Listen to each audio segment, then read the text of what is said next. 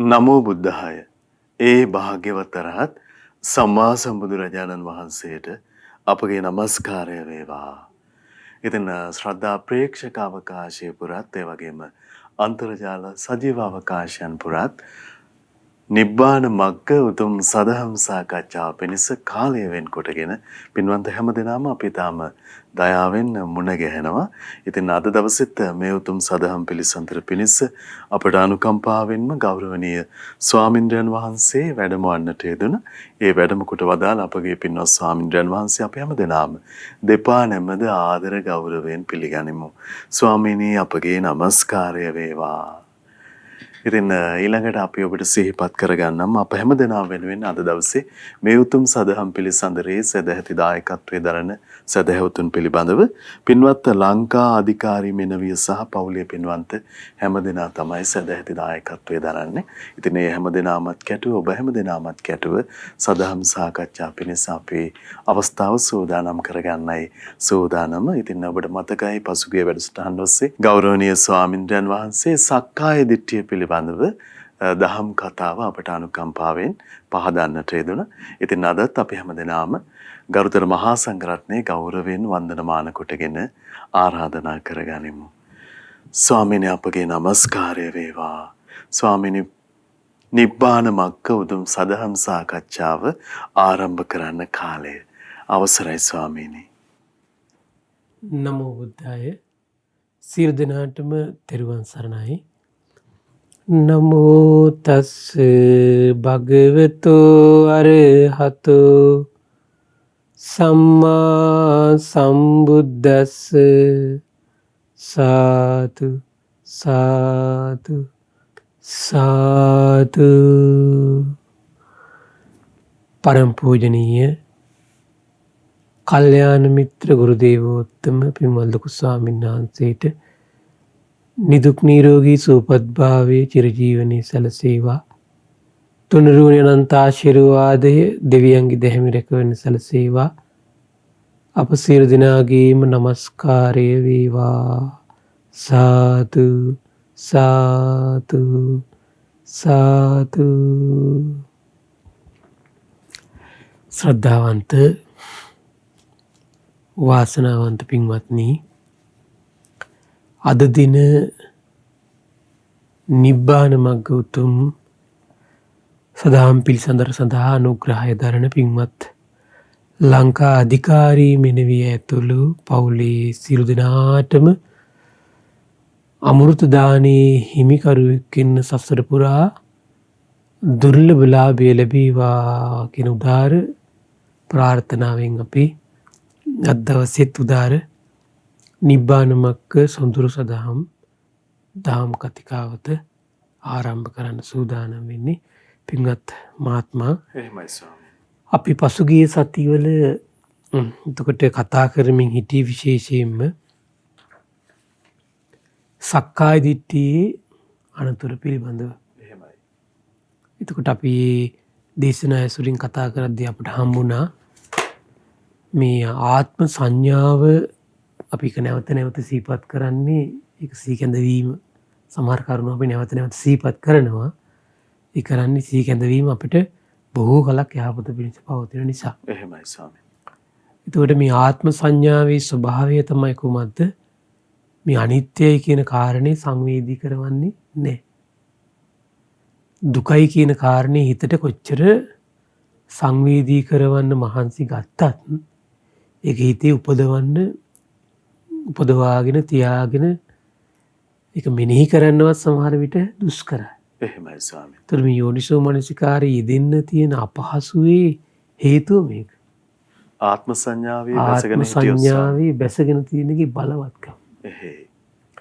ඒ නිසා අනිත්‍යයි කියන කාරණා දුක පිළිබඳව සිහි කරනවා කියන එක අති දුෂ්කරයි. එතකොට එහෙම හිත. ස්වාමිනේ හරි අවශ්‍යයි. දැන් අනාත්මය දුක කියන කාරණාව නිරන්තරයෙන්ම වටපිටාවේ තිබුණා වුණත් අපිට ඒක නොපෙනිය විදිය. එහෙයි ස්වාමිනේ. ආවර්ජනය කරන්න තියෙන අපහසුව. ඒක මානසිකම තියෙන දෝෂයක්. එහෙමයි. කොහොමද මේ ආත්මයි කියලා මේ රූපේ කෙරෙහි හිතේ තියෙන දේ තමයි ආත්මය කියන හැඟීම. ඉතින් හැඟීමත් එක්ක ඡන්දේ තියෙන්නේ එතනනේ එතකොට. එතකොට අනිත්‍ය ගැන කතාවකට හිත සකස් වෙන්නේ නැහැ. අනිත්‍ය ගැන කතාවට හිත පහදින්නේ නැහැ යාගේ. සතුටක් උපදින්නේ. එහෙමයි. ඇත්තටම බොහෝ අයට එතකොට ඇති වෙන්නේ දැන් මේ ඉතින් අපි හැම කෙනාටම දැන් අනිත්‍ය ගැන කතා කරන්න හිම් බෑ. ඒකට හේතු බය ඇති වෙනවා. ඒකට පුතින් බෞද්ධය කියා ගන්න බොහෝ දෙනෙකුට උනත් අනිත්‍ය කියන කතාව කරන්න බෑ බයක් ඇති වෙනවා. දෙකනේ හරි පුදුමයි ඒක. එච්චරට නිත්‍ය සංඥාව හිතේ බැසගෙන තියෙනවා. ස්වාමීනි දැන් අපිට මේ සංසාරේ යනකොට අපේ මරණයට අනිවාර්යෙන්පත් වෙන ඒ විතරක් නෙමෙයි අපේ ඥාතීන් දූ දරුවන් අසල්වැසියන් මේ සියලු දෙනාත් හදිස්සිය මරණයටපත් වෙන අපි අත්දකින. නමුත් එතනින්වත් අපිට මේ ඒක කියන්නේ අපි කිව්වට බෑ ඉතින්. එහෙමයි සාන්. ඒකයි මේකට අපි දැන් ඔය දැන් අපි මතකද නිදිකණ්ඩ සූත්‍රයෙන් ඒ වගේ බොහෝ දේශනා ආදාරත් තියෙනෝනේ මේ යෝනිසෝ මනසිකාරය උපදින්න පුණ්‍ය බලයක් තියෙනවනේ කියලා. එහෙමයි ස්වාමීනි. මොකද්ද දානය, සීලය, සංයමය, දමනය. ඒටි පුණ්‍ය බලයෙන් සකස් වෙච්ච හිතක් තියෙනවා. ඒ හිත ඇතුළේ තමයි මේ යෝනිසෝ මනසිකාරය කියන එක අනිත්‍ය පිළිබඳ දුක පිළිබඳව බොහොම පහසුවෙන් සිහි කිරීමේ හැකියාව තියෙන්නේ. එහෙමයි. දැක්ක නේද? එතකොට අපි ඒ වගේම නේද අනිත්‍ය සංඥාවේ ස්වභාවය තමයි කුමක්ද? අන්න හරි පහසුවෙන් අනිත්‍ය ගැන කියලා දෙනකොට ඒ කියන්නේ ශ්‍රද්ධාව බැස ගන්න. දැක්ක නේද? අනිත්‍ය එතකොට අනාත්ම සංඥාවේ හිත බැසගත්තට පස්සේ තියෙනවා. පණානේ ආත්ම සංඥාවේ බැසගත්තාම අනිත්‍ය දුක ගැන කියද්දී අහන්න හිත නැමෙන්නේ. බය ඇති වෙනවා. එහෙමයි. ශ්‍රද්ධාව උපදින්නේ. ආත්ම සංඥාවේ අනාත්ම සංඥාවේ ස්වභාවය මොකද්ද? අනිත්‍ය දුක අනාත්ම ගැන කියලා දෙනකොට ඒ කෙරෙහි ශ්‍රද්ධාව උපදිනවා. ඒ ශ්‍රද්ධාවයි බැස ගන්න. එහෙමයි. වීරියක යෝනිසෝ මනසිකාරයේ දෙන වීරිය බැස ගන්න. සතියේ සමාධියේ ප්‍රඥාවේ බැස ගන්න. ඉතින් ඉහට කවර කතාවද නේ? එහෙමයි ස්වාමීනි. හරි පුදුම දෙයක් ඒක. ස්වාමීනි එතකොට අපි අනාත්ම සංඥාව පුරුදු පුහුණු කිරීම යෝනිසෝ මනසිකාරය යෝනිසෝ මනසිකාරයත් එක්ක ප්‍රතිබද්ධ වෙලා තියෙන්නේ. එහෙමයි. ඒතර බලන්න මේ හිත තුළ අපි දැන් ගිය සතියේ ඊයේ දිනේ අපි ඊයේ දවසේ ටිකක් කතා කළා. එතකොට මේ රූපේ කෙරෙහි තමන්ගේ හිතේ තියෙන ස්වභාවය මොකද්ද? ආත්මයි කියන ස්වභාවය. හැබැයි මේ ධර්මාර්ගයේ කාලයක් හැසිරෙනකොට අනරූපය කෙරෙහි තියෙන ආත්මයි කියන ස්වභාවය, ස්ථිරයි කියන ස්වභාවය, සදාකාලිකයි කියන දෘෂ්ටිය හැඟීම නැති වෙලා යනවා. නැති වෙලා යනවා. නරූපං අත්තනෝ සමුනුපස්සේ රූපය ආත්මයක් වශයෙන් එයාගේ හිත බැසගන්නේ, පිළිගන්නේ. ඒ විතරක් නෙවෙයි රූපෙන් හටගත්තු ආත්මයක්. රූපෙන් හටගත්තු කොහේ හරි තැනක ස්ථිර සදාකාලික දෙයක් තියෙයි කියලා. දැන් සමහර කට්ටිය ওই ප්‍රාර්ථනාව මේ වචනෙන් ඉන්නේ නෑ සමහර විට. අයියෝ මේ වගේ කරදර නැති අනේ තැනක මට උපදින්න නැත්තම්. එහෙමයි. දැන් කරදරේ කියලා අපි කතා කරන්නේ දුක ගැනනේ. දුක් ගැන කතා කරන් තියෙන කොහොමද? පංච උපාදානස්කන්ධෙත් එක්කනේ. ඒ රූපේ තියෙන වෙනස් වීම නේ දුක කියලා කට්ටිය කියන්නේ. වේදනාවේ වෙනස් වීම තමයි දුක. සංඥාවේ වෙනස් වීම තමයි දුක. සංස්කාරවල වෙනස් වීම තමයි අපි දැන් මේ මේ වගේ කරදර මට නම් කිසි දවසක නොලැබේවා. මේ වගේ දරුවන් නැති තැනක මා උපදීවා කියන්නේ නැද්ද සමහර ගන්න. එහෙමයි ස්වාමීනි. මේ වගේ සැමියෙක් නම් මට කවදාවත් ලැබෙන්න එපා. අසවල් වගේ කෙනෙක් නම් මට ලැබේවා. මොකද හිතන්නේ? අසවල් වගේ කෙනෙක් ලැබේවා කියලා ප්‍රාර්ථනාවෙන් හිතාද තේරෙන්නේ කොහොමද?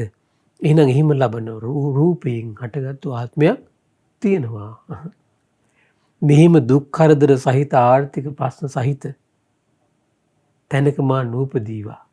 එහෙමයි. කියන්නේ ඒකෙන් අදහස් වෙන්නේ මොකද්ද? එයා තමා බලාපොරොත්තු වෙන විඳීමෙන් හටගත්තු ආත්මයක් විස්තර දෙයක් තියෙනවා. අන්න ඒ වචන එන්නේ නැහැටි. එහෙමයි ස්වාමීනි. අර වචනෙන් කිව්වොත් මේ වචනේ පාවිච්චි කරන්නේ ඒක බුදුවරුන්ගේ වචන මාලාවනේ. මේ ලෝක ගැන කතා කරද්දී ලෝක විවහාරේ තියෙන්නේ මේ රූපී ප්‍රතිබද්ධ වෙලානේ තියෙන්නේ වේදනාව, සංඥාව, සංස්කාර, විඥානි මේ ප්‍රතිබද්ධ වෙලා තියෙන්නේ. එතකොට ඒක නිර්වචනය කියන එක මේ ඔය පහ ප්‍රතිබද්ධ කරගෙන තමයි නිර්මාණය වෙන්නේ. එහෙමයි. එතකොට අපි මේ වගේ දරුවන් නැති, මේ වගේ සැමියෙක් නැති, මේ වගේ බිරිඳක් නැති, මේ වගේ සමාජයක් නැති, අයියෝ මේ වගේ ක්ලයිමේට් එකක් නැති. එහෙම නේද කියන්නේ? නැති තැනක මා උපදීවා. වෙනම රූප කලාවක්. දැක්ක නේද එතකොට? එහෙයි. ඒ කියන්නේ එහෙනම් එයාගේ හිතේ තියෙන ලෝකෙන් සකස් වෙච්ච රූපේ එයාට හිතෙන කුමක්ද? ස්ථිරයි. එහෙමයි. එයා බලාපොරොත්තු වෙන විඳීමෙන් යුතු ලෝක ස්ථිරයි. කියන්නේ එහෙනම් ඒ රූපෙන් හටගත්තු ස්ථිර දෙයක් තියෙනවා. උදේ මොක විග්‍රහ කරන වචනේ තමයි රූපේ ආත්මයි කියන එක. ඒ වචන මාලාවම තුලම ගැබ් වෙලා තියෙන ධර්මානුකූල අර්ථය තමයි ඒක. මොකද්ද? එයා හිතුවට එයාගේ හිත පිළිඅරන් තින්නේ ආයෙ එතන විස්තර ආත්ම රූපයක් තියෙනවා. එහෙමයි. ස්වාමීනි අර දුක් කරදර පීඩා එනකොට ඒවා රූපේම දෝෂ කියලා විග්‍රහයට එන්නේ නැතුව එහෙම නැති සුන්දර තැනක් ලැබේවා. හොයනවා. ඒ පතල තියෙන කොහොමද උඩ? රූපයක්මයි පතල තියෙන්නේ. එහෙයි. වේදනා සංඥා සංකාර විඥානයක්මයි පතල තියෙන්නේ. එතකොට පැතීමේ අරමුණ මොකක්ද? එතන ස්ථිරයි. එහෙමයි ස්වාමීනි. එතන ස්ථිරයි. ඉතින් ධර්ම මාර්ගයේ යන කෙනා ඒ වගේ පැතුන්නේ අපිට මේ ජීවිතේ කරන්න බැරි වෙන එක වෙනම කතාවක්. ඒතකොට අපි සුගතියට ගිහිල්ලා තමයි මේක සමාජලට සම්පූර්ණ කරන්න වෙන්නේ කියලා කෙනෙකුට හිතෙන්න පුළුවන්. ඒක ධර්මානුකූලව බලද්දී සාධාරණයි. නමුත් අපිට ඒ නිසා ඒ වගේ පැතුන්නේ මේ පතන්න ඕන. මට මේ රැස් කරන පිනේ කල්ල මිතුරු ඇසුරු ලැබේවා. කොහොමත් තමයි පින් රැස් කළොත් එහෙම ඊට අදාළව රූප වේදනා සංඥා සංකාර විඥාන ලැබෙනවනේ කොහොමද? ඒක දෙක කතා දෙකක් නෑ. එහෙමයි සර්. ඒ කතා දෙකක් නෑ. තේරුණා නේද? එහෙයි. ඒ කතා දෙකක් නෑ. එතකොට එයාගේ ප්‍රාර්ථනාව වෙන්න ඕන. අනේ මට මේ කල්යාණ මිත්‍රාශ්‍රය, සද්ධර්ම ශ්‍රවණේ, යෝනිසෝ මනසිකාරේ, ඊළඟට අනේ මේ චතුරාර්ය සත්‍ය අවබෝධය. ඉතින් ලබන ජීවිතේට පැතුමක් එකතු කරනවා ශ්‍රේෂ්ඨ දෙයක් ලබන්න. ශ්‍රේෂ්ඨ දෙයක් ලබන්න. දැන් බලන්න බක්කුල මහරහතන් වහන්සේ, ඒ වගේම දැන් ඔය ශ්‍රාවකයන් වහන්සේලා එතකොට ප්‍රාර්ථනා කරද්දී දැන් එතකොට මට මතකයි බක්කුල මහරහතන් වහන්සේ එතකොට පදමුත්තර එක බුද්ධ ශාසනයක දකින්නවා මේ නිරෝගී භවයෙන් අග්‍රේශ්වර ශ්‍රාවකයන් වහන්සේ නම. එහෙමයි. එතකොට මේ සසර දුකින් ඈතර වෙන කැමැත්ත තියෙනවා. නව කල්පනා කරනවා අනේ මටත් වෙන බුද්ධ ශාසනයක මේ වගේ නිරෝගී භවයෙන් අග්‍ර ශ්‍රාවකෙක් කියලා සසරින් ඈතර වෙන්නේ නැත්තම්. ඒතර අන්තිම කෙලවර තියෙන ප්‍රාර්ථනාව මොකද්ද? සසරින් ඈතර වෙන්න. එහෙමයි. සසරින් ඈතර වෙන්න. ඊට පස්සේ න අත්තනිවා රූපං.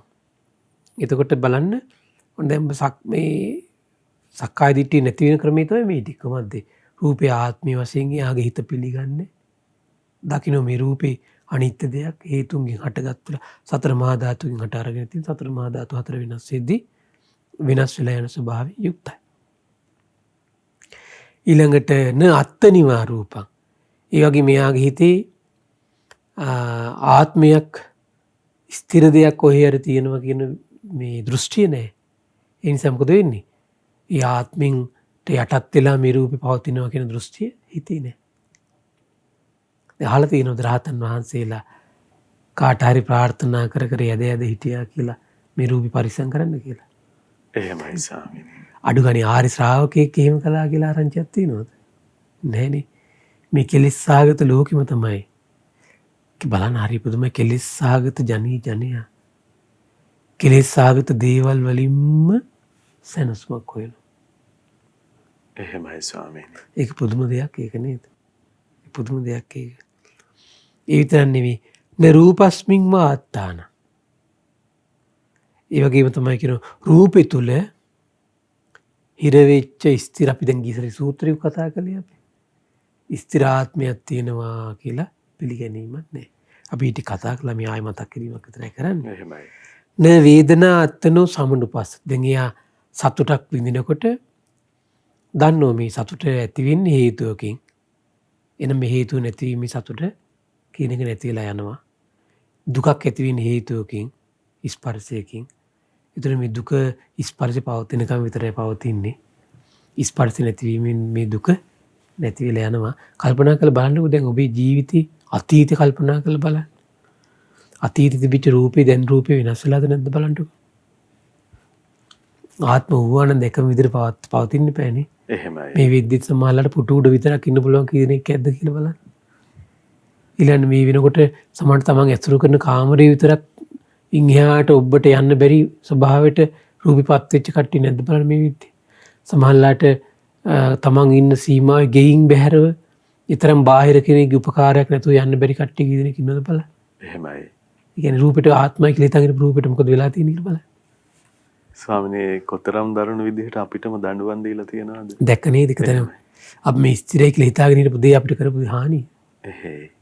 එහෙම නේද? එහෙමයි ස්වාමිනේ. ආන්න එකට අපි මේ විශ්වාස කරපු දේවල්ම අහෝ අපිට අපි අඬනකොට කොච්චර දුකක්ද නේ? එහෙමයි. විශ්වාස කරපු දේම නේද අපිට මේ අඬවන්නේ අපේ. අපි වැඩිපුර විශ්වාස කරන්නේ කොහොමද? රූපේ, ධර්මයේ නෙමෙයි. අපි වැඩිපුර විශ්වාස කරන්නේ විඳීම. වැඩිපුර විශ්වාස කරන්නේ හඳුන ගන්න දේවල්. වැඩිපුර විශ්වාස කරන්නේ චේතනාව. වැඩිපුර විශ්වාස කරන්නේ විඥානේ. ඒවම නෙවෙයිද බලන්න වෙනස් වී අපිට දුක් දෙන්නේ. එහෙමයි.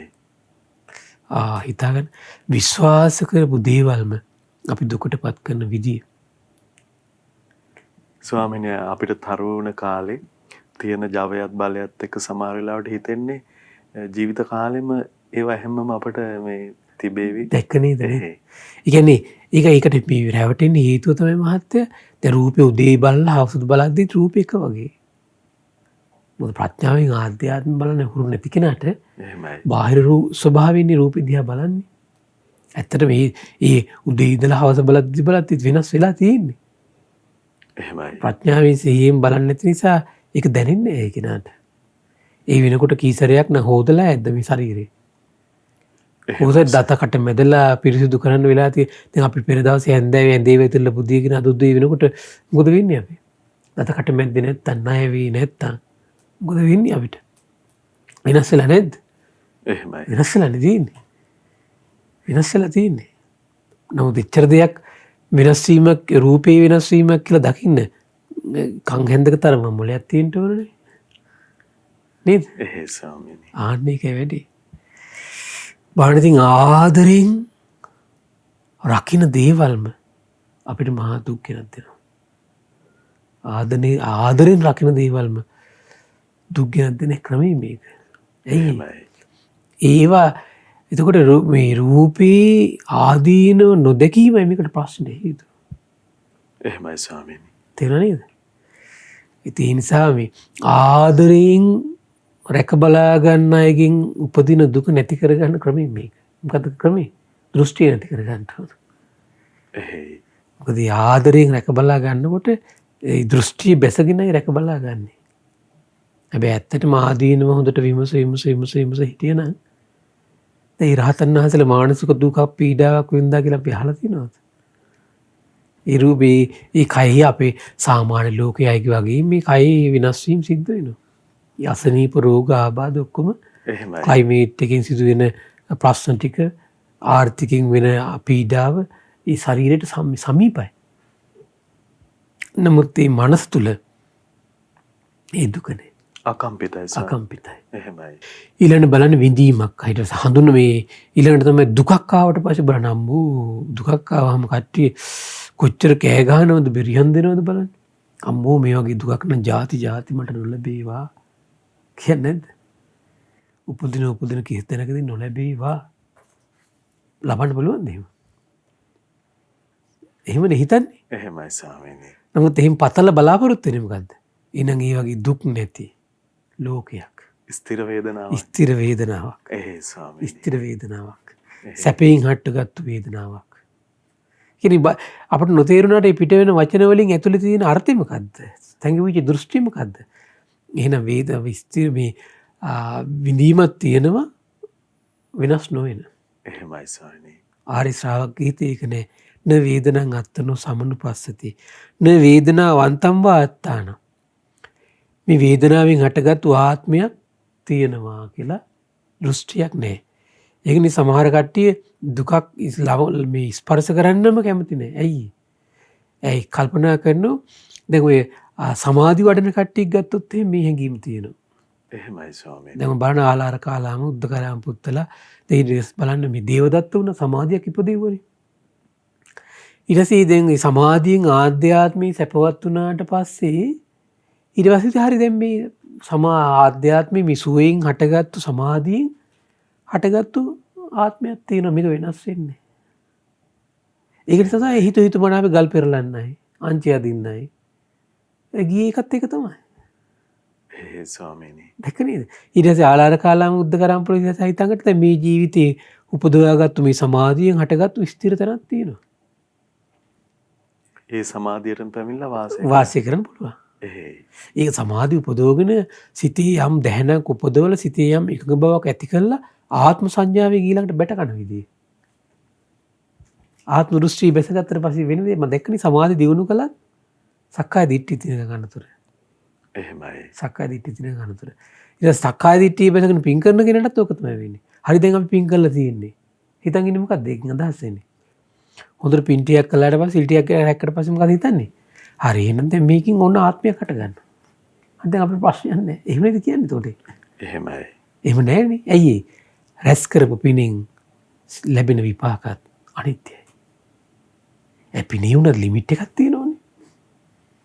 අන්ලිමිට් පින්කම් වල විපාක නෙවෙයිනේ ඔය සිහි කරන්නේ. එහෙමයි ස්වාමීනි. මේ පොඩි මහා පුංචි දෙයක් නේ. අච්චර මහා මේ අසංකේය ගණන් පෙරම් පුරාගෙන ඇවිල්ලා ලබන දෙතිස් මහා පුරුෂ ලක්ෂණයන්ගේ යුතු සුන්දර සිරුරක් ලබලා ඒ මහා පුණ්‍ය සම්පත්තියත් ඊළඟට දිව්‍ය ලෝකෙට ගියාට පස්සේ එතනින් එහාට ඉවර වෙලා යනවා. ඒ සහ දිනු කරපු මහා පුණ්‍ය සම්පත්තිය. ඒකයි හැම පිනටම චතුරාර්ය සත්‍ය අවබෝධයට හිත පිහිටුවල ඡන්දයක් උපදින්න කියන්නේ. එහෙමයි. නැත්තම් අර පින් ටික ඉවරනකොට සමාධි බලය ඉවරනකොට ආයි පල්ලෙහා. ඊට පස්සේ මුලින් ඉඳලා පටන් ගන්නකො. කොතරම්ම අසරණ අඩියකට ස්වාමී. කල්පනා කරලා බලන්න නේ. නිමින් නිවන් මගට ඇවිල්ලා තායි බින්දුවට වැටලා ආයි පටන් ගන්නවා කට්ටිය. දැන් දේවදත්ත ඉතින් ආයි මුලින් ඉඳලා පටන් ගන්න බෑ. එහෙමයි. කවදා හරි දවස්. සතර අපායනුත් උඩට ඇවිල්ලා. දැක්ක නේද? එහෙයි. දැන් ආලාර කාලාම උද්දකරාම පුතෝ එහි උඩට ගියාට උඩට ගිහිල්ලා ආයි පහළට එන දවසක් තියෙනවා. ඉතින් ආයි මුලින් ඉඳලා පටන් ගන්න බෑ. එහෙයි. ස්වාමීනි අවසරයක් ලැබේවා. දැන් සමාධියත් වසංග වෙලා ඒ වේදනාවට බැඳිලා ස්ථීර කොට පිහිටියාට පස්සේ පත්වෙන අනතුර පිළිබඳව දහම් කතාවනේ දැන් අපිට සායනන්ස පැහැදිලි කළේ. ස්වාමීනි එතකොට අපි ශ්‍රාවකයන් විදිහට ඒ සමාධිය වඩනකොට සමාධියට පැමිණෙනකොට කුමන අර්ථ දරාගෙන අපි එතන නිරවුල්ව ඉන්නවනේ ස්වාමීනි. දැන් සමාධිය තුල බලන්න තියෙන්නේ ඊතර පංච උපාදානස්කන්ධය අනිත්‍ය. එහෙමයි. එතකොට සමාධි බලයත් තුළ ඉන්නකොට කෙනෙක් ඒ වෙලාවේ ඇසුරු කරගත්තු යම් රූපයක් ඇද්ද? ඒක දැන් ඒක වෙන්නේ මෙහිමද සමාධියක් දිනු කළාට පස්සේ සමහර රූපයෙන් උපදින පීඩාවත් යටපත් කරන් ඉන්න පුළුවන්. ඒකත් එක්ක මොකද වෙන්නේ? ඒ අනවබෝධෙත් එක්කම ඒ රූපෙට තායි අපි නොදැනීම හතර මහා ධාතු හතරටම තමයි ඊට පස්සේ ඇලෙන්නේ. එහෙමයි. දැන් ඉතින් මේ සමාධිය උපදව ගත්තට පස්සේ මේ රූපයෙන් උපදින පීඩාව උපදින්නේ නැහැ නේ. කියලා මොකද ඉන්නේ ආයෙත් හතර මහා ධාතු හතරටම ආධ්‍යාත්මය ඇලෙනවා. ඒ නිසා ආයෙත් සමාධියක් ඉපදෙව්වත් එයාට ඒ තියෙන රූපේ ආයෙත් ආදීනව සිහි කරවල දෙන්න ඕනේ එතට. සමාධියක් මොනායුරු සමාධියක් ඉපදෙව්වත් මේ රූපේ තියෙන සතර මහා ධාතු හතරෙන් කියලා හිතට ආවර්ජනය කළ දෙන්න ඕනේ. එහෙමයි ස්වාමීනි. එතකොට රූපේ නම් මේ සතර මහා මොන සමාධිය ඉපදෙව්වත් සතර මහා ධාතු හතරෙන් හටගත් රූපයක් නම් තියෙන්නේ. එන රූපයෙන් උපදින පීඩා හතර මහා ධාතු වෙනස් වෙද්දී වෙනස් වෙලා යනවා. ඒතර රූපේ තුල යම් වින්දනයක් ලබනවා. විඳීමක් තියෙන සැප විඳීමක් නේ තියෙන්නේ. එහෙමයි. ඒ වින්දනේ තාදීනව සීකල දෙනවා. ඉතින් හේතු සකස් කරන කන්නේ සමාධිය තියෙන්නේ. හේතු ටික නැති වෙද්දී සමාධියෙන් බැහැර වෙනවා. එතකොට එහෙනම් වින්දනේ මොකද වෙන්නේ? හේතු තියෙනකම් විතරයි දෙන්නේ. හේතු නැතිවීමට පස්සේ වින්දනේ නැති වෙලා යනවා කියලා ඒක හිතට හේතු ගන්නලා දෙන්න. එහෙමයි ස්වාමී. ඒතර යම් හඳුනා ගැනීමක් නැත්තම් ඒ හඳුනා ගැනීම ටික තියෙන්නේ හේතු ටික වීරියෙන් උපදවගෙන ඉන්නකම් විතරයි. ඒ වීරියත් අනිත්‍යයි. වීරිය අනිත්‍ය වෙලා යද්දී හේතු ටික අනිත්‍ය වෙලා යනවා. ඒතර එතනද හඳුනා ගන්න දේවල් ටික අනිත්‍ය වෙලා යනවා. එහෙමයි ස්වාමීනි. ඒතර යම් සංස්කාරයක් තියෙනවා නම් වීරියෙන් උපදවාගෙන තියෙන හේතු ටිකින් තියෙනකම් විතරයි සංස්කාර ටික තියෙන්නේ. ඒ සංස්කාර ටික මොකද වෙන්නේ ඊට පස්සේ අර වීරිය අතහැරපු ගමන් ඒ සංස්කාර ටික වෙනස් වෙලා අර සංස්කාර ටික වෙනස් වෙලා යනවා. එහෙමයි. හේතු ටික වෙනස් වෙලා යද්දි සංස්කාර ටික වෙනස් වෙනවා. එහෙමයි. ඊළඟ විඥානෙ ගත්තොත් එහෙම විඥානෙත් ඒ වීරී යම් හේතු ධම්ම හේතුඵල ධම්ම සකස් කරනකොට ඇති වෙන දෙයක් විතරයි තියෙන්නේ දැන ගැනීම. එහෙමයි. ඒ දැන ගැනීම මාත්‍රේ තනිත් වෙලා යනවා කියලා හිතට අරමුණු කරවන්න ඕන. එහෙම අරමුණු කළාට පස්සේ තමයි මේ සමාධිය තුළ ඉපදලා තියෙන ඒ ඇලුණුත් ඇල්ල යන්නේ පංච උපාදානස්කන්ධෙටනේ. ඒතර පංච උපාදානස්කන්ධ නොඇලී යන්නේ ආදීනෝ සිහි කර කර වාසය කිරීමෙන්. කොහොමද සක්කාදිට්ඨිය අනුතර? එහෙමයි ස්වාමීනි. බලන්න මේ ආදරයෙන් මේ බලාගත් රූප වේදනා සංඥා සංකාර විඥාන වලින් දුක නූපදින ක්‍රමය ඕක තමයි. ඔය වගේ විදර්ශනාවක් මත පිහිටලා එහෙමයි. එන රූප වේදනා සංඥා සංකාර විඥාන කෙරෙහි තමන්ගේ හිතේ තියෙන ආත්මයි කියන හැඟීම නැති වෙනකොට අන්නේ දුක නැතිලා යනවා. ආදරෙන් බලාගත්තු අයගෙන්ම හට ගන්න දුක නැතිලා යනවා. එහෙමයි ස්වාමීනි. ඒ ගින්දර පිච්චිලි දැවිලි නැතිලා යනවා. කය පරිහරණයකන් ඉතින් කය පරිහරණය කරගෙන ඉන්නකම් කායිකව හට ගන්න පීඩා ටික එයාට මුලිච්ච කරනවා. ඉතින් නැත්තේ නෑ නේද? කෙස් එක ජීවත් වෙනවා කෙස් වෙනස් වීමේ ඒක අත්විඳින්න වෙන්නේ නැද්ද එයාට? තියෙනවනේ. එහෙමයි. හැබැයි බලපෑම මනසට කරන්නේ රහත් මුනිවරයා. එහෙයි ස්වාමීනි. මේ වේදනා වන්තම් වාත්තානං. ඒ වේදනාවෙන් හටගත්තු ඔන්න ආත්ම අපි සමාධියක් කියලා සමාධි බලය උපදවගෙන හිටියා මෙයා රැවටෙනවා. හරි මේකින් හටගත් දැන් ආත්මයක් මට තියෙනවා. එහෙමයි. මේක වෙනස් වෙන්නේ. බලන්න මේ දේවදත්තේම ගිහුව හැටි වෙනස් වෙලානේ. සමාධි උපදවගත්තු උත්තමයන් වහන්සේලා දැන් ඔය ආලාර කාලාම උද්දකරාම් පුත්තලා එහෙම නෙතුනේ සමාධි පැද්දේ. ඔය හිතුවා හරි දැන් මේකෙන් ආත්මයක් හැදෙනවා. ස්වාමීනි භාග්‍යවතුන් වහන්සේ අදටත් කොච්චර ඔය වගේ කට්ටිය ඉන්නවද ලෝකේ? එහෙමයි. සිවුරු දාගත්තු අය පවා ඉන්නවා. පුරුසාරන් දොඩමින් ඉන්නේ මේ හටගත්තු වේදනාවෙන් ආත්මයක් දැන් තියෙනවා. හැබැයි ඔතන ඒගොල්ලන්ගේ අස්සේ ජීවත් වෙන සක්කාය දිට්ඨිය දකින්නේ නැහැ ඒගොල්ලෝ. එහෙමයි ස්වාමීනි. අස්සේ ජීවත් වෙන සක්කාය දිට්ඨිය දන්නේ දකින්නේ නැති නිසා තමයි මේ හටගත්තු සමාධි බලයෙන් හටගත්තු ආත්මයක් තියෙනවා කියන හැඟීමත් එක ප්‍රමාද වෙන්නේ. එහෙමයි ස්වාමීනි. උපදවගත්තු සමාධි බලයේ පිහිටලා සක්කාය දිට්ඨිය බිඳින්න ඒක න නැඹුරු වෙන්නේ තව. ඊළඟට කියන මොකද? න අත්තනිවම් වේදනා. එතකොට ආත්මයක් තියෙනවා. ඒ ආත්මයට යටත් වෙලා තමයි මේ විඳීම් පවතින්නේ. ඒකේ පිළිගැනීම සක්කාය දිට්ඨිය දුරු වෙන්නේ නැතිලා යනවා. ඒකට මූලික කාරණේ කොහොමද? වේදනාව අවබෝධ කරගන්න. වේදනාව අවබෝධ කරනකොට වේදනාව මුසා හටගන්න මේ සතර ආකාර දෘෂ්ටි නැති වෙනවා. රූපය අවබෝධ කරනකොට රූපය නිසා මේ හටගත් සතර ආකාර දෘෂ්ටි නැතිලා යනවා. දැන් හිතන්න මේ රූපය අවබෝධ කිරීමේ වටිනාකම මොන ඕකයි. මොකද්ද? රූපය අවබෝධ කරනකොට තමයි මේ රූපය නිසා හටගත් හතර ආකාර දෘෂ්ටි නැතිලා යන්නේ. එහෙමයි ස්වාමීනි. දැන් අපි ඊළඟ සතියේ ඉඳන් දිගටම රූපය කියන්නේ කොහොමද කියලා දේශනාව ඇසුරෙන් නිරෝධ කරනවා. එහෙමයි ස්වාමීනි. ඒක නිරෝධ කරන්නේ මොකද රූපය හරියට නිරවුල් වුණාට පස්සේ තමයි හිත ඇතුලේ රූපේ නිසා හටගන්න මේ කියන ආකාර හතරේ දෘෂ්ටි නැතිලා යන්නේ. බාහිර දෘෂ්ටි නැති වුණාට පස්සේ මොකද වෙන්නේ? හරි ආශ්චර්යයි. හරිම ආශ්චර්යයි. අනිත්‍ය දුක කියන එක හිතේ හොඳට පළපදියම් වෙලා තියෙනවා. අනිත්‍ය දුක හොඳට පළපදියම් වුණාට පස්සේ මොකද වෙන්නේ? අර කිසි දෙයක් තමන්ගේ හිත ඇතුලේ දෘෂ්ටි සහගත ආත්ම වශයෙන් ගැට ගැහිලා කෙලස් ගුලි වනසල දාන තියෙනවා. කෙලස් ගුලි වනසනවා. එයාට මුළු ගැන්නේ ඉන්න තැනක් නෑ දැන්. අඳුරු තැනක් තිබුණා නේද? බරපතල අඳුරු තැනක් තියෙනවා නේද? මුළු ගැන්නේ ඉන්න පරිසරයක් තියෙනවා. එහෙමයි. බරපතල දැන් මේ හොරහතුරු ඊළඟට හොරු හැමතිස්සෙම හොයන්නේ කොහෙද? අඳුරු තැන. ඒ වගේ තමයි අපේ තියෙන අඳුර නසනවා සක්කාය දිට්ඨිය බිඳුනට පස්සේ. සක්කාය දිට්ඨියේ තියෙන අඳුර හිත ඇතුලේ තියෙනකන් ඕනම කෙලෙසයක් ගිහිල්ලා ජීවත් වෙන්න විතර තමයි. පේන්නේ ලේසි. සක්කාය දිට්ඨියේ ස්වභාවය ඒක තමයි පෙන්නුවේ. කෙලෙසෙ පෙන්නුම් කරන්නේ. කෙලෙසයක් තමන්ගේ හිතට ඇති වෙන කෙලෙසයක් විදිහට පෙන්නුම් කරන්නේ. එහෙමයි. ඒක සක්කාය දිට්ඨියෙන් කරන්නේ. බාහිරට අඳුර තුල හතුරන්ට කෙලෙස් හතුරාට ඕන තරම් ලස්සනට ඉන්න බැහැ. අපි මෙහෙවනවා. මෙහෙවනවා. එහෙමයි ස්වාමීනි. හැබැයි සක්කාය දිට්ඨිය බිඳිච්ච එක මොකද වෙන්නේ? හැංගිවිලා ඉන්න දෙයක් තැනක් නැහැ.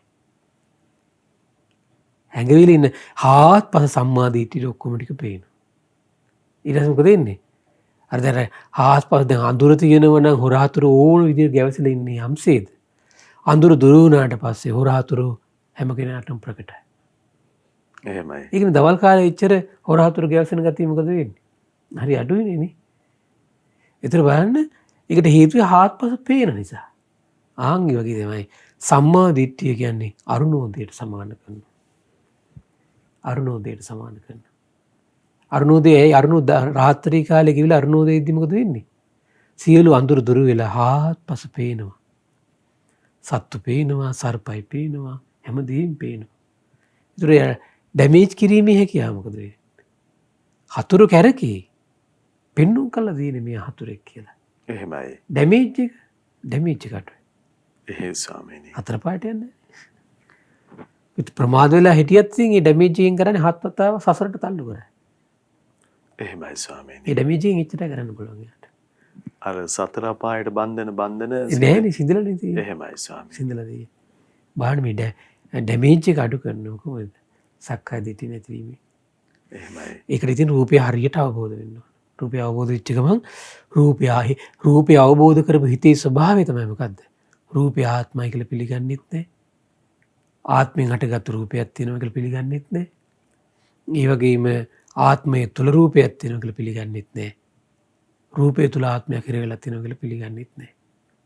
ආශ්චර්යයක්. ස්වාමීනි හතර ආකාරයකින් නැති. එහෙයි.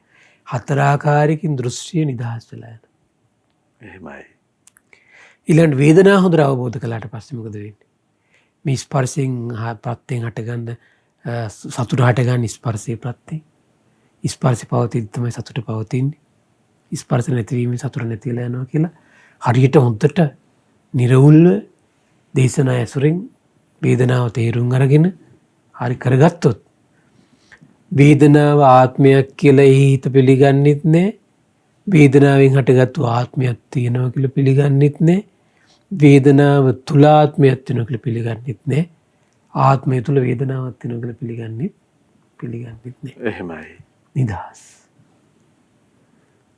නිදහස් අරුණෝදය ඇවිල්ලා තියෙනවා. අරුණෝදයට හාත්පස පේනවා. බාහමී දෘෂ්ටි ගැලවුණාට පස්සේ ඒ හිතේ හාත්පස විනිවිද පේනවා ශ්‍රාවකයා. සාදු සාදු ස්වාමීනි. හාත්පස පේනවා. හරි පුදුමයි සම්මා දිට්ඨිය දිනු වෙච්ච ඉතින් තව දිනු කරනකොට තව දිනු කරනකොට දේශනාවක මට හම්බුණා මේ කය ඇසුරු කරගෙන පවතින විඥාණය පිරිසිදු දකින්නවා කියනවා. සම්පූර්ණ. එහෙමයි ස්වාමීනි. මේ හිත පිරිසිදු කරගෙන සම්මා දිට්ඨිය වඩලා හිත පිරිසිදු කරගෙන යනකොට දකින්න එකක්. ඒක ඥාන දර්ශනයක් කියනවා. ප්‍රකට වෙනවා. ප්‍රකට වෙනවා. එහෙමයි. මෙලොවටත් බැඳිච්ච පරලොවටත් බැඳිච්ච විඥානයක් තියෙනවා කියලා පේනවා කියනවා.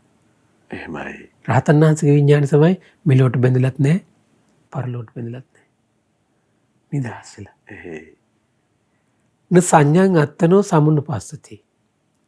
ඊට පස්සේ සංඥා හොඳට ධර්මානුකූලව ධර්මයෙන් හොඳට නිරවුල් කරගෙන තේරුම් ගත්තට පස්සේ මොකද වෙන්නේ? අන්න එයා තේරුම් ගන්නවා සංඥාවෙන් හටගත්තු ආත්මයක්. සංඥාව ආත්මයි කියලා පිළිගන්නේ නැහැ කියනවා. ඇහැ රූපය විඥාන එකතු වෙනකොට රූප හඳුන ගන්නවා. ඇහැ රූපය විඥාන එකතු වෙලා පවතිනකොට රූප පවතිනවා. ඇහැ රූපය විඥාන එකතු වීම නැති වෙද්දි හඳුනා ගැනීම නැති වෙනවා කියන අවබෝධ පිරිසිදු වෙච්ච ගමන් මොකද වෙන්නේ? හඳුනා ගැනීම ආත්මයක් කියන දෘෂ්ටිය හිතේ නැති වෙලා යනවා. ඒකට තමයි අපි හඳුනා ගැනීම ගැන ඉදිරියේදී සමහර දවස් දෙක විස්තර කරන්න පුළුවන් සමහර දේශනා ඇසුරෙන් අපිට හම්බෙන කරුණු අනුව සංඥාව ගැන. එහෙමයි. ඒතර බලන්න මිරිගුවක් විදියට ශ්‍රාවකයා දකින්නවා කියනවා. ඒ වගේම තමයි සංඥාවෙන් හටගත්තු සංඥාව අවබෝධ කළොත් එහෙම සංඥාවෙන් හටගත්තු ආත්මයක් තියෙනවා කියන දෘෂ්ටියක් නැතිලා යනවා. පිළිගන්නේ. එහෙමයි. ඒ වගේම තමයි සංඥාව තුළ ආත්මයක් තියෙනවා කියලා පිළිගන්නෙත් නෑ. ආත්මය තුළ සංඥාවක් තියෙනවා කියලා පිළිගන්නෙත් නෑ කියලා කියනවා. සක්කාය දිට්ඨිය අම්මෝ හිතා ගන්න බෑ නිදහස් බවනේ. එහෙමයි ස්වාමීනි. එතකන් ඊනමිනේ සත්වයන්ට නිදහසක් නෑ ගැට ගැහිලා ඉන්නේ. ස්වාමීනි මේ ගැට ගැහිම, බයවීම, තැති ගැනීම, ලොමුඩහ ගැනීම, විපිලිසර වීම, හිතේ නොසන්සුන් බව, වෙහෙස, උපාදානය මේ ඔක්කොම දෘෂ්ටියත් එක්ක හිර කරලා තියෙන දේවල් ටික. එහෙමයි. ඔක්කොම නැති වෙලා යනවා. ඔක්කොගෙම නිදහස් වෙනවා. සංඥාව අවබෝධ කිරීමත් එක්ක. එහෙමයි. ආශ්චර්ය බල. ආශ්චර්ය බල. ආශ්චර්යයි ස්වාමීනි. ඊට පස්සේ ඊළඟට කියනවා න සංකාරේ අත්තනෝ සමුනුපස්සිතෝ සංස්කාර රූප සංචේතන, ශබ්ද සංචේතන, ගන්ධ සංචේතන, රස සංචේතන, පොට්ටබ්බ සංචේතන කියන සංකාර කියලා කියන්නේ. අපි ඒක දැන් ඉස්සරහට විස්තර කරනවා. හරියට අවබෝධ කරගත්තොත්. ඉස්සෙල්ලා ඒකට ධර්මයෙන් නිරවුල් කරගන්න ඕන හොඳට. ඔය පහ ගැනම ධර්මයෙන් හරියටම නිරවුල් කරගන්න ඕන. ධර්මයෙන් නිරවුල් කරගත්තන් තියෙන වටිනාකම මොකද්ද? අපි හිතමු මෙහෙම මේක. අපි හිතමුකෝ යම් මේ හන්දියක් තියෙනවා. හන්දියෙන් පාරවල් 5ක් 6ක් තියෙනවා කියලා. අපිට යන්න ඕන තැන සම්බන්ධව අපි හිතමු කොහොමද කියන්නේ. දැන් ඔය උතර 4 මං හන්දියේ එකේ හම් වෙනවා එක එක්කෙනා. අහනවා මේ අසවල් තැනට යන්න ඕන මේ මොන පාරෙන්ද යන්න ඕන? ඒකින එක පාරක් කියලා. තව කෙනෙක් කියනවා. මේ පාරෙන් වෙන පාරක් පෙන්වනවා. ඕම් පාරවල් පහම පෙන්වන 5 දෙනෙක් ආවොත් එහෙම මොකද වෙන්නේ අපි? අර හන්දිය තුන්බන් හන්දියට වෙලා ඔහි ගමනක් නෑ අපිට. එහෙමයි ස්වාමීනි. ගමනක් නෑ. 18 කල්පනා කර අපි ගමේ ගම්මුලා දැනියනවා කියලා. අපි ඉන්න විදිය දැකලා අහනවා ඇයි කියලා. අනේ මට මෙන්න මෙහෙම සිද්ධියක් වුණා. එයා කියනවා හරි මම මේ ගමේ ගම්මුලා දැනියා. කොහෙද යන්න ඕන? අසවල් තැනට. මේ පාරේ යන්න. එහෙමයි. දැන් ගම්මුලා දැනිය කිව්වොත් මේ මිනිස්සුන්ට මොකද වෙන්නේ? විශ්වාසය ඇති වෙනවා. අන්න ඒකයි. විශ්වාසය ඇතුළත් අපි ගමන යනවා. අන්න ඒ නිසා හරියට සූත්‍ර දේශනා නිරවුල් කරගන්න. රූපේ කියන්නේ මොකක්ද කියලා නිරවුල් කරගන්න නැත්නම් ඔක 10 අරකට රූපෙට අයිති මේකත් රූපෙට අයිති මෙහිමයි කිය ඔය ගැන හිතා ඉන්නෝ මිසක රූපේ අනිත්‍ය සිහි කරන්න පෙළඹෙන්නේ නැහැ. රූපය අවබෝධ වෙන්න තියෙන ඉතින් අනිත්‍ය සිහි කරන්නේ නැත්නම් අවබෝධ වෙන්නේ. එහෙමයි ස්වාමීනි. අද ගොඩක් කට්ටිය ඒ අනිත්‍ය සිහි කරන නෙමෙයි කරන්නේ. ඒකට තුන් තේරෙලි තෝරන එක කරන්නේ. නැතුව එහෙමයි. ගොඩාක් කට්ටියගේ ප්‍රශ්න වලින් තේරෙන්නේ කොහොමද? මෙත්තුවක් කල්ලා ඒගොල්ලෝ කරලා තියෙන්නේ කොහොමද? බාහිර ලෝකේ මතවාද හැම එකම මහා ඉඳලා මේගොල්ලෝ ඔක්කොම තුන් තේරෙලි තෝර ඉන්නවා. ඊට පස්සේ අදහස් දක්ව. අරකට රූපෙට අයිති මේකත් රූපෙට අයිති. විදීම කියන්නේ මෙහෙම එකක්. හඳුන ගැනීම කියන්නේ මෙහෙම එකක්. එක එක්කෙනාගේ අර්ථකථන අරගෙන අර්ථකථන ඔස්සේ දුවදුවා ඉන්නවා. කල යුද්ධේ කරන්නේ. තේරෙනවද නේද? එහෙම කළා මේ අවබෝධ කරන්න බෑ. ඒතර බලන්න සංඛාර පිළිබඳ හරියට මේක ස්පර්ශයකින් හටගන්න එකක්මයි කියන නිරවුල් අවබෝධයට ආවොත් එයාගේ හිත තුළ සංස්කාර ස්ථිර දෙයක් සදාකාලික දෙයක් කියලා පිළිගන්න දෘෂ්ටිය නැති වෙලා යනවා. සංකාරේ අත්තනෝ සමුනුපස්සති. එහෙමයි. ඊට පස්සේ ඒ වගේම තමයි එයාගේ හිත ඇතුලේ සංකාර හරියට අවබෝධ කරගත්තට පස්සේ එහෙනම් මේ සංස්කාර වලින් හටගත්තු ආත්මයක් හිතනක නෑ කියන අවබෝධයට එනවා. ස්වාමීනි සංස්කාර කියලා කියන්නේ අපේ හිතේ තියෙන සිතුවිලි පරම්පරාව. ඒ දැන් කිව්වේ රූප සංචේතන, ශබ්ද සංචේතන, ගන්ධ සංචේතන, රස සංචේතන, පොට්ටබ්බ සංචේතන, ධම්ම සංචේතන. ඒක තමයි සංකාර කියලා කියන්නේ. පංච උපාදානස්කන්ධේ සංස්කාර කියලා කියන්නේ ඕකට. සංකාර කියන්නේ පාලි වචනේ, සංස්කාර කියන්නේ සිංහල වචන. අද ওই දෙකක් පටලවාගෙන කට්ටිය. කට්ටිය අහන සංස්කාර කියන්නේ මොකද්ද? සංකාර කියන්නේ මොකද්ද? එහෙමයි සිංහල වචනේ පාලි වචනේ. එච්චරයි. ඊට පස්සේ දේශනා කරන බලන්න සංකාර වත්තම්වා අත්තාන. අපි තුමු දැන් මෙහෙම එකක් තියෙනව නේද අපි? දැන් අපි යම් දේවල් ගැන කල්පනා කරලා අපිට සංඥාවක් එනවා. හරි එහෙනම් ඒ කල්පනා කරපු දෙයින් සකස් වෙච්ච ස්ථිර දෙයක් ඇති. ඒකම වේවි කියලා අදහසක් අපේ හිතේ නැද්ද සමහර විට? අන්තර ඒක නොවෙනකොට මොකද වෙනවන අපේ හිත ඇති ගන්න. එහෙමයි ස්වාමීනි. දැක්ක නේද? එහෙයි. ඒ ආත්ම දෘෂ්ටියේ එක පැත්තක් ඒ. අර සංස්කාර පිළිගෙන වාසය කිරීම. දැක්ක නේද? එහෙමයි ස්වාමීනි. සංකාර කියලා කියන්නේ මේ රූප පිළිබඳ ඇති වෙන කල්පනාව, ශබ්ද පිළිබඳ ඇති වෙන කල්පනාව, රස පිළිබඳ ඇති වෙන කල්පනාව, පහස පිළිබඳ ඇති වෙන කල්පනාව, අරමුණු පිළිබඳ ඇති වෙන මේ කල්පනා ටිකක හිතේ ඇති වුණාට පස්සේ අපි හිතනවා හරි ඒක ඒ විදියටම පවතීවි. වෙනස් වෙන එකක් නැහැ. එහෙමයි. නැද්ද එහෙම? එහෙමයි. ඒ දෘෂ්ටිය නැති වෙලා යනවා. ඒක දෘෂ්ටිය. ඒක දෘෂ්ටිය. එහෙමයි. එතකොට ඒකින්ම හටගත්තු ස්ථිර දෙයක් තියෙනවා කියලා හැඟීම දෘෂ්ටිය. හොඳට දෘෂ්ටියකින් අල්ල ගන්නවා හරියට. ඒක දෘෂ්ටියක් ඒක පමණයි. දෘෂ්ටියක් විතරයි. එහෙයි ස්වාමීනි. දෘෂ්ටියක් විතරයි. ඒතර ස්ථිර පවතිනවා කියලා හැඟීමක් දෘෂ්ටියක්. ඒකෙන් හටගත්තු ස්ථිර දෙයක් තියෙනවා කියන එකත් දෘෂ්ටියක්. අපි තුන් දැන් ඔන්න යම් සංස්කාරයක් වඩලා දියුණු කළා අපි දැන් මෛත්‍රී චේතෝ විමුක්තිය කියලා.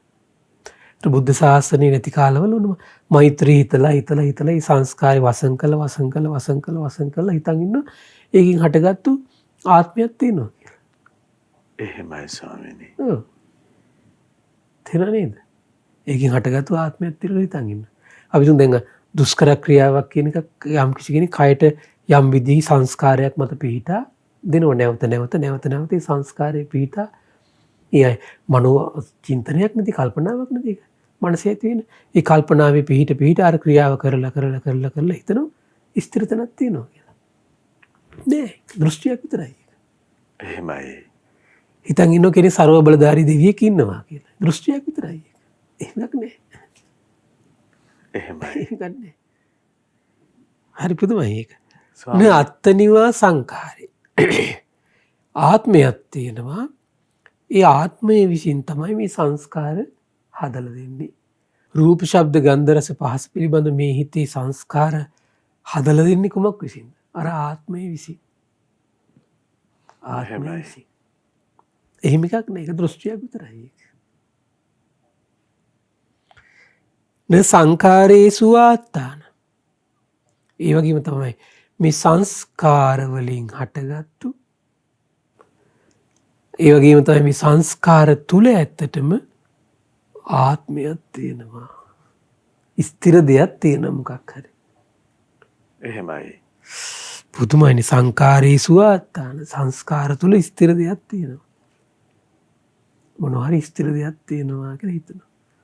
ඒක දෘෂ්ටියක් විතරයි. අපි යම් දේවල් හිතලා හිතාගෙන ඉන්නවා ස්වාමීනි. ඔව් අපි මහා ප්ලෑන් ගහලා හිතනවා හරි මේකේ මොකක් හරි ස්ථිර දෙයක් සදාකාලික දෙයක් වෙනස් වෙන්නේ නැති දෙයක් මේක තියෙනවා. නමුත් ඊට ආත්පසින් වෙනස් දේවල් ජීවිතේට සිද්ධ වෙනවා. ස්වාමීනි දැන් අපි දූ දරුවන් දෙමව්පියන් සහෝදර සහෝදරියන් විදිහට ඒගොල්ලෝ ගැනත් බලපවත්වන කල්පනා තියෙනවනේ. ඔව්. නමුත් ඒවා අපි හිතන විදිහට වෙන්නේ නැහැ නේද? එහෙයි ස්වාමීනි. මොකක්ද ඒක? දෘෂ්ටියක් විතරයි. එහෙමයි ස්වාමීනි. දරුවෝ ගැන, ගෙවල් දොරවල් ගැන, යාන වාහන ගැන, අනාගතය ගැන මහා බලාපොරොත්තු සිහිනමවනවා. ඒක දෘෂ්ටියක් විතරයි. දෘෂ්ටියක් විතරයි. ඔක වෙන්නේ මෙහෙමයි. සමහර ඒ වගේ හිතලා මතලා කරන දේවල් යම් පොඩි එකක් දෙක සාර්ථක වුණා කියන්න. එහෙමයි ස්වාමීනි. ඒතර හිතෙන්නේ මොකද්ද? මේ හැම එකම මේ විදිහට වෙයි. ඒකයි ප්‍රශ්නේ තියෙන්නේ. එහෙයි ස්වාමීනි. දැන් අපි රූපේ දිහාව අවුරුදු 2ක් 3ක් බැලුවා ලොකු වෙනසක් නැහැ. ඒතර මේ 2 3 ඇති ආත්ම දෘෂ්ටි හිතට යන්නේ.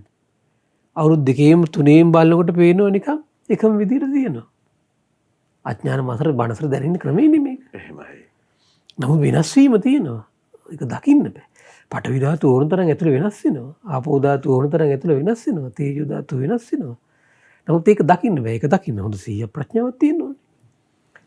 අර බාහිර රූපෙට ඊට පස්සේ දුවල පැනලා හරිය මෙහි කටයුතු කරගෙන ඉන්නකොට හිතනවා හරියන මේ රූපේ ආත්මයි.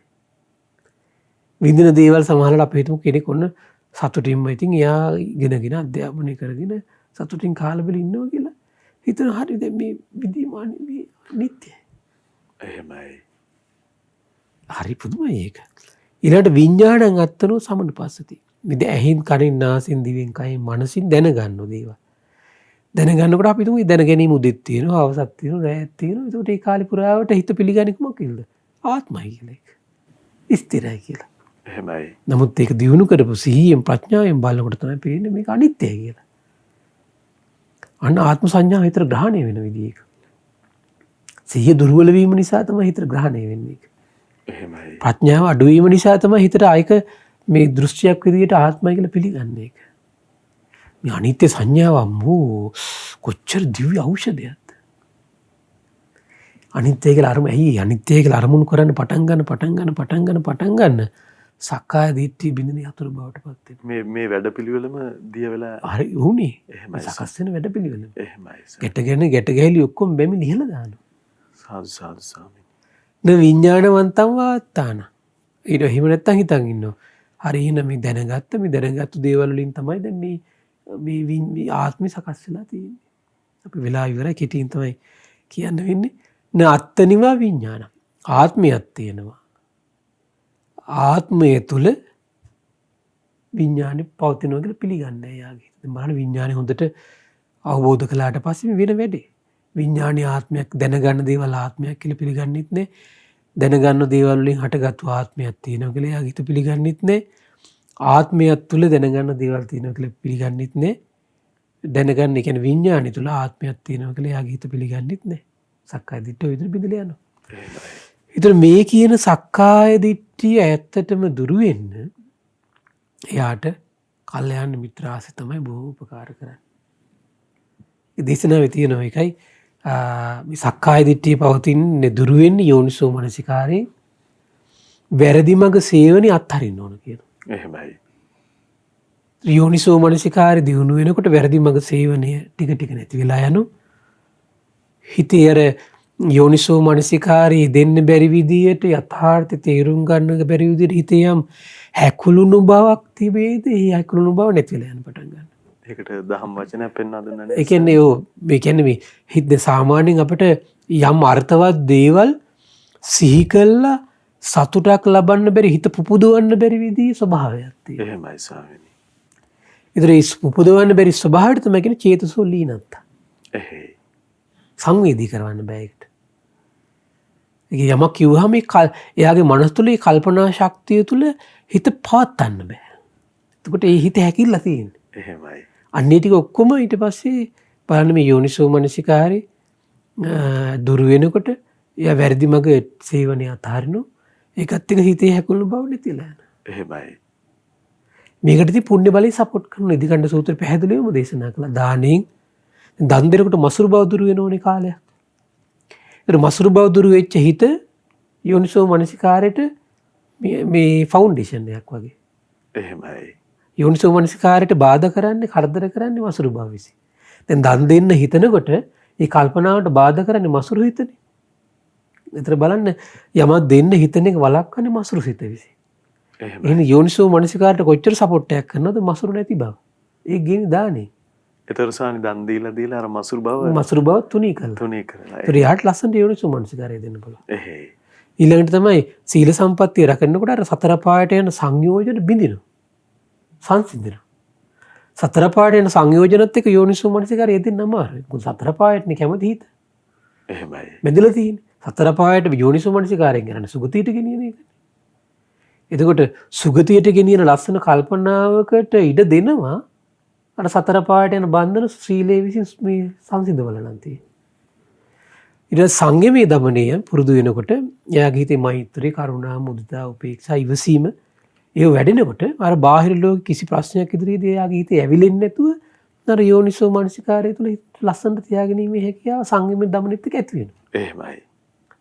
බලන්න මේ සංයමයේ බලන්නේ එතකොට දානෙන්, සීලෙන්, සංයමයෙන් දමනයෙන් යට යෝනිසෝ මනසිකාරය කොච්චර සපෝට් එකක් තියෙනවා. ඒක තමයි අපි කියන්නේ සසරින් ගෙන පුණ්‍ය බලෙන් යෝනිසෝ මනසිකාරය ඇති කරනවා කියලා දේශනාව තියෙන එකයි. එහෙමයි. ඊළඟට දේශනා කළා ඒ වගේම තමයි දැන් ඔය යෝනිසෝ මනසිකාරයට ඊළඟට සපෝට් කරන කාරණේ තමයි ශ්‍රද්ධාව. අවිද්‍යා සූත්‍රය පැහැදිලිවම තියෙනවා. ශ්‍රද්ධාව ඇති වෙන්න හරි බුදුමයි ශ්‍රද්ධාවන්ත හිතට පුළුවන් නේ මසුරු මල තියෙන මසුරු මල යටපත් කරන්න පුළුවන්. සතර පායට එන සංයෝජන යටපත් කරන්න පුළුවන් ශ්‍රද්ධාවට. එහෙමයි. ඒතර ශ්‍රද්ධාවෙන් අර ඔක්කොම යටපත් කළා අර කියන්නේ අර චක්විත රජතුමාට මාණික්කයක් තියෙනවා. ඒ මාණික්ක රත්නේ ස්වභාවය තමයි බොරදියට දැම්මට පස්සේ මොකද වෙන්නේ? ටක් ගාලා මේ අර බොරගතිය යටපත් කළා පෑදෙනවා කියනවා. ඒ වගේ තමයි ශ්‍රද්ධාවේ ස්වභාවය වගේ කියනවා. ශ්‍රද්ධාව ආපු ගමන් මොකද වෙන්නේ? හිතේ තියෙන බොරගතිය යට වෙනවා. නැති වෙන්නේ එකපාරට. ඒක පිරිසිදු කරන්නේ ප්‍රඥාව විසින්. එහෙමයි. ශ්‍රද්ධාව විසින් කරන්නේ තැම්පත් කරන්න ගියට. ඒතර දැන් උඩ ක්ලියර්. පිරිසිදු වතුර ටික පාවිච්චි කරන්න පුළුවන්. ඒ හිතත් එහෙම ශ්‍රද්ධාව ආවට පස්සේ උඩ පැහැබරයි. පැහැබර හිතේ යෝනිසෝ මනසිකාරය උපදිනවා. එහෙමයි සර්. ඒකයි දේශනා කළේ මේ කතන්දර ආලෝක යක්ෂයත් ඇහුව කතන්සු තරති යෝග. කොහොමද මේ සැඩපහර තරණය කරන්නේ? අන්න කිව්ව සද්ධාය තරති යෝග. පැහැබර හිතෙන් යෝනිසෝ මනසිකාරය යෙදී තරණය කරන්න පුළුවන් කිව්වා. ඊට පස්සේ කතන්සු තරති යන්නවා. කොහොමද ඊතරට පැනගන්නේ? අන්න අප්‍රමාදී දන්නවා. අර සද්ධාවම නැවත නැවත හිතේ උපද්ද යෝනිසෝ මනසිකාර උපදිනකොට පැන ගන්න පුළුවන් කිව්වා. අප්‍රමාදී එතකොට. නිරන්තරයෙන් සද්ධාව තියෙනවා නිරන්තරයෙන් යෝනිසෝ මනසිකාර තියෙනවා. නිරන්තරයෙන් ওই ටික තියෙනවා කියන්නේ අප්‍රමාදී. ප්‍රමාද සිතුවිලි වල නවතින්නේ. එහෙමයි ස්වාමී. ඊළඟට කියන කතංසු දුක්ඛං අච්චේති. ওই විදිහට තමයි කියනවා දුකින් ඉතරලා යන්නේ. කුමද්ද? සද්ධා උපද්ද යෝනිසෝ මනසිකාරී මේ පවතරම ඒක තමයි වීරිය. විරියේන දුක්ඛං අච්චේති. වීරියෙන් දුකින් ඉතර වෙනවා පුතා. ඒක කතංසු පරිසුජ්ජති. කොහොමද ඔය හිත පිරිසිදු වෙලා යන්නේ? දැන් ওই විදිහට දිගටම ඔය කියන කාරණා හතරම නැව සද්ධාව ඇති කරන යෝනිසෝ මනසිකාරය අප්‍රමාදී බව වීරිය. ඒතකොට ප්‍රඥාව ඇති වෙනවා. ප්‍රඥාව ඇති වෙච්ච ගමන් මොකද වෙන්නේ? තැම්පත් වෙලා තියෙන අර කෙලෙස් ඩිංගත් ඒකිනුත් සම්පූර්ණ පිරිසිදු කරලා දානවා කියන පඤ්ඤාය පරිසුජ්ජති. එහෙමයි. ඒ නිසා පින්වත් මේ පින්වත් සියලු දෙනාට සසර පුරා මේ අමෘතය උපදවන උතුම් දහමේ පිළිහිමි කරුවන් වෙමින් සසර දුක් දුරු කරන්න දුර්ලභ භාග්‍ය උදා වේවා. සාදු සාදු සාදු. ඉතින් සදහවතුනි කල්යාණ මිත්‍රයන් වහන්සේලා ඇසුරේ භාග්‍යවතුන් වහන්සේ වදාළ උදාර ශ්‍රී සද්ධර්මයේ ශ්‍රවණය කරන්න අද දවසෙත් ඔබ අප පුණ්‍ය වාසනාවන්ත වූවා. ඉතින් අපට අනුකම්පාවෙන්ම දහම් අනුශාසනා සිදු කොට වදාළ ගෞරවනීය ස්වාමින්ද්‍රයන් වහන්සේ ගරුතර මහා සංඝරත්නයේ සමා කොටගෙන වන්දනමාන කරමු. ස්වාමීනි අපගේ নমස්කාරය වේවා. ස්වාමීනි පුණ්‍යානුමෝදනා පිණිසත් ගෞරවයෙන් ආරාධනා කරගන්නවා. අවසරයි ස්වාමීනි. පින්වත්නි අද දින නිබ්බාන මග්ග උතුම් සදහම් පිළිසඳර සඳහා දායකත්වය සපයන්නේ පින්වත් ලංකා අධිකාරී මෙනවිය සහ පවුලේ සියලු දෙනා එක රාශි වෙලා ඉතින් මේ රැස්වන උදාර පින ගටිකාර බ්‍රහ්මරාජයා සාම්පති සනන් කුමාර බ්‍රහ්මරාජය සතුරු සිතින් මේ පින් අනුමෝදන් වේවා. සක්දෙවිඳුන් විස්කන් දේවපුතු විරෝධ විරූපාක්ෂ වෛශ්‍රවණ දතරා සතරවරන් හයි දරුවන්ට මේ පින් අනුමෝදන් වේවා. සුමන සමන් දිව්‍ය රාජ්‍ය ආලවක දෙවියන් ජනවසම දෙවියන් සතුරු සිතින් මේ පින් අනුමෝදන් වේවා.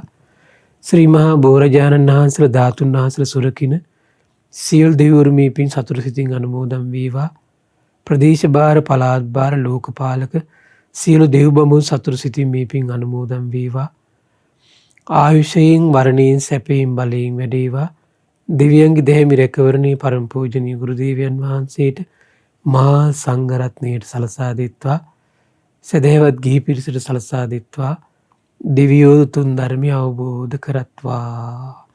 ඒ වගේම රැස්තුණු උදාර පින පරම පූජනීය ගුරු දේවයන් වහන්සේට මහා සංඝරත්නයට උපාසක දරුවන්ට අනගාരിക මෑණිවරුන්ටත් ඒ වගේම ශ්‍රද්ධා මාධ්‍යාලය අනුශාසක කළුදෙනී සුබෝධි ස්වාමීන් වහන්සේට ශ්‍රද්ධා මාධ්‍යාලය වෙනුවෙන් කැපවෙන මහා සංඝරුවනට මේ පින් අනුමෝදන් වේවා.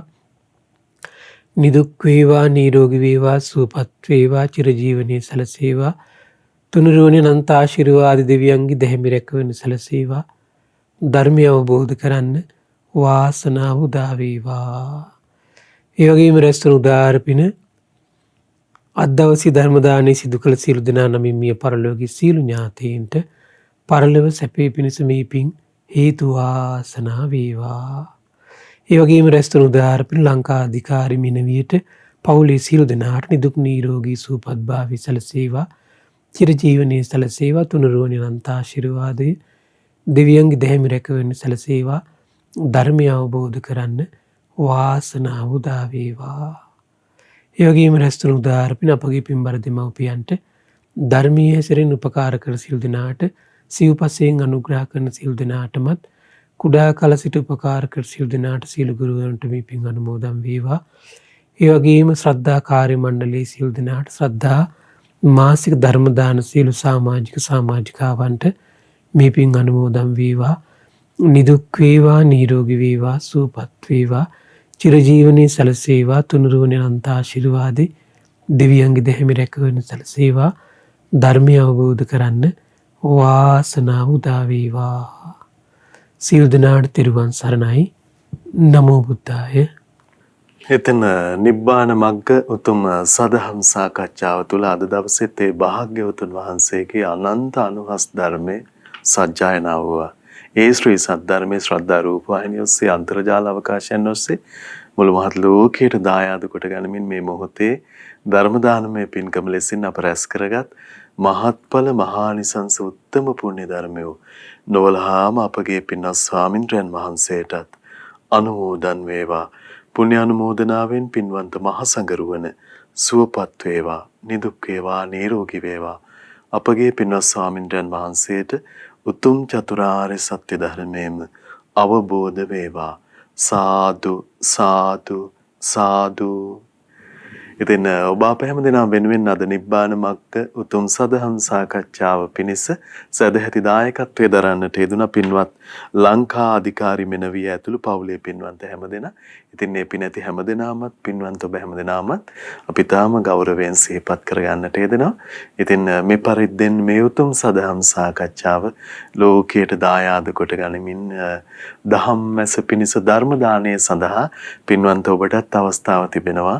0712328887 දුරකථන මාර්ගය ඔස්සේ පිළිබඳව තොරතුරු විමසමින් උනන්දු වෙන්න කියලා අපි තාම ගෞරවයෙන් ඔබට ආරාධනා කරනවා. ඉතින් මුළු මහත් ජාතියේ සිත තුළම තුනුරුවන මුදුන්පත් වේවා ශ්‍රී සද්ධර්මයේ දජය වේවා කියලා අපි ප්‍රාර්ථනා කරනවා.